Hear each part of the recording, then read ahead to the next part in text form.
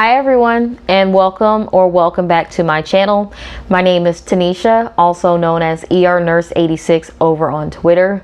And in today's video, I'm going to be discussing Jeffree Star's Making Things Right video that he posted last night and giving my thoughts and opinions on what he was saying in his video. Now, as you can tell, once again, I am just getting home after working a 12-hour shift in the ER last night. So pardon me if I'm a little bit scatterbrained, but I'm going to try and stick on the topic here. I've got my handy dandy notes. So let's get right on into it. So he starts his video off by saying that he's been uncharacteristically quiet on social media because he's taken time to self-reflect. And in the beginning of his video, it feels like he's saying what he thinks is the right things to say with regards to having some sort of self-realization and personal growth, which in my opinion is complete and utter bullshit, and I'll get into why in a little bit. He says that he recognizes how impulsive he is. He acknowledges how toxic he's been and the role that he's played in bringing negativity into the beauty community. And he also acknowledges the role that he's played in various different dramas that have unfolded within the community. Then he goes on to say that he's not going to make any excuses, but he turns right around and says, I'm not that person. That's not who I am. So once again, we have this person, just like Tati did, just like Shane did, saying, that's not who I am. And you're distancing yourself from the situation and not really taking full accountability because you're brushing this off as the actions of somebody that you claim not to recognize. When the truth is, you did it, and you're really only apologizing because everybody is dragging you now and holding you accountable for all the shitty things that you've done. Now, one thing that I thought was very interesting and quite shady was he threatened legal action behind the scenes. He said he's not going to do anything publicly, but his lawyers are handling things privately behind the scenes. And I'm thinking, okay, this has got to be a dig at Tati Westbrook, right? Because in her video, she mentioned that all of her statements had been vetted by her lawyers and that she would be moving forward legally. So I don't know, maybe I'm wrong about that, but to me that was definitely him taking a jab at Tati Westbrook. Now, he claims that he has never tried to blackmail anyone or take anyone down. However, we've got voice memos from Sanders Kennedy and text messages from both Ashley Kyle and James Charles that show otherwise. So the lie detector determined that was a lie. He says that he got caught up in the hype and claims that he was manipulated by his friends who were gassing him up behind the scenes. Now, once again, distancing yourself from the situation, you're passing the blame, passing the buck onto your friends. But nobody held a gun to Jeffree's head and made him send out those hateful and absolutely vile text messages. Nobody made him hop his ass on Twitter and send out those absolutely disgusting tweets. He did that on his own because, like I said about Tati Westbrook, he is a grown ass man. He makes his own decisions, and it's complete and utter bullshit that he wants to pass the blame off on somebody else because they hyped him up. No, motherfucker, you did that. Now, what really frustrated me, and this is not even the most rage-inducing part of his video for me, but this is something that I really found frustrating, was the way that he's now saying he is ready to move on. He doesn't want to discuss anything publicly anymore. Anything that needs to happen is now going to happen behind the scenes. And I think it's complete bullshit because Now he gets to be the one who decides when everybody else has to shut up and move on. But where was this energy when he was disseminating this, well, allegedly disseminating this voice memo of a supposed victim making these allegations against James Charles, which nobody has actually confirmed or verified really exists. And now he's saying he's not going to talk about it publicly. So, I mean, if this is what it was going to come down to, why not keep that shit to yourself? Why did you even need to make this a huge public spectacle and like this huge dramatic affair if this was how it was going to play out in the end? I feel like you got your card pulled, you saw that the tides turned against you, you tucked tail and you ran. And I don't think it's right that he feels that he should be the one to decide when everybody else gets to move on. Now,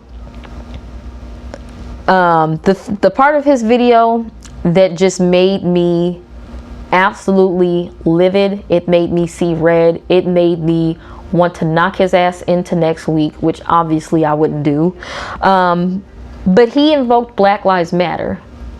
And for me, it was a deflection away from an issue that absolutely should be addressed.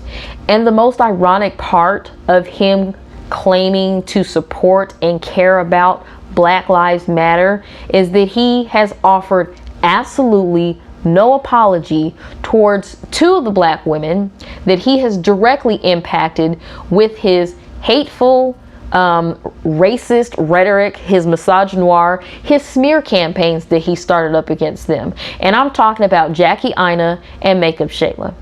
How the fuck do you claim to support Black lives, but you're not apologizing to the black women that you bullied? There's a cognitive dissonance there that really needs to be addressed. And for me, it just goes to show this is all performative bullshit. He doesn't actually mean anything. He's saying it because it's trendy. And he's saying it because he thinks it's going to garner him positive public opinion. And I really hope that none of you guys are buying into this.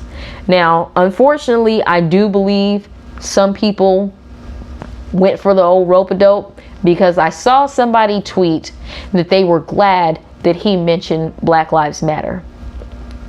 I don't know why you would say that, because if you've been paying attention at all, you know that the black community, for the most part, obviously there are some outliers, but by and large, the black community does not like Jeffree Star. We do not support Jeffree Star. We don't want his support of Black Lives Matter because Jeffree Star is completely antithetical to the movement. He completely goes against everything that we're fighting for. So why would you fix your mouth to say that you're glad that Jeffree Star is speaking out on Black Lives Matter? Think about that. He mentioned Breonna Taylor and Elijah McClain and black trans women who are being murdered at a steady clip and have now for many, many years. And most of the time, we don't hear about them on the news.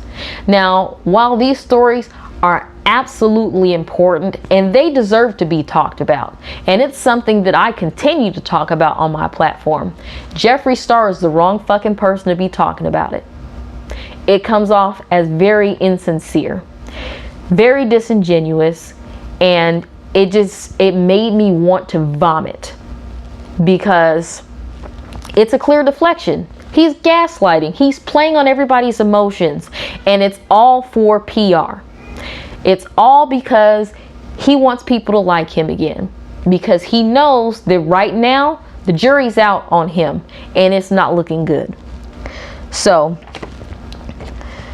another thing that he did that just really made my blood boil was he tried to make himself out to be some sort of huge champion for diversity and inclusivity, like he's just been championing this cause to expand shade ranges in complexion products, knowing damn well that he, for the longest fucking time, was pushing all of these prestige and luxury cosmetics brands that do not make products for darker skinned people. So how can you say that you were one of the people that was fighting the hardest to expand shade ranges, but you're sitting here pushing La Mer, who acts like black people don't fucking exist? How do you not give due to the black men and women and other people of color who've been fighting for this shit from the start? It's completely disrespectful. And it's like he's trying to hijack the spotlight and make it all about him. It's, look at me, look at all the positive things I've done. It's a distraction from the bullshit. And I see right through it. And I really, really hope that you guys see through it too. Now, I don't know what the point of this 10-minute video was.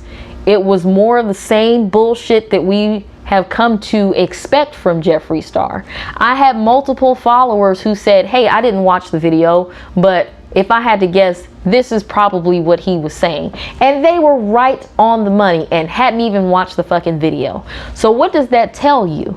Where we've gotten to the point that his response is absolutely predictable, like pretty much down to the letter. We know what he's gonna say before he says it. And the reason we know is because he's done the same shit over and over and over again every time he gets in hot water. So for all of the stans and the diehard supporters of Jeffree Star who sit there and scream and shout that he is this changed person, where is the change?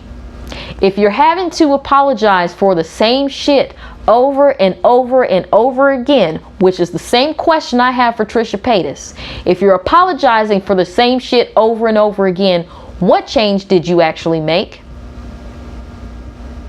Are you apologizing and showing that you are actually contrite by changing your behavior, or are you apologizing just to get out of trouble? Because like my good sis Sharita always says, an apology without changed behavior is just manipulation. And that's exactly what the fuck Jeffree's doing. It's what he does every single time. So that's pretty much all the thoughts that I've got about his bullshit video that he released yesterday. Let me know what you guys thought of it. If you agree or disagree with me, please make sure you like the video. And if you haven't already, please feel free to subscribe to my channel. As always, I love you guys. I appreciate your support so much. And I will catch you in my next video. Bye.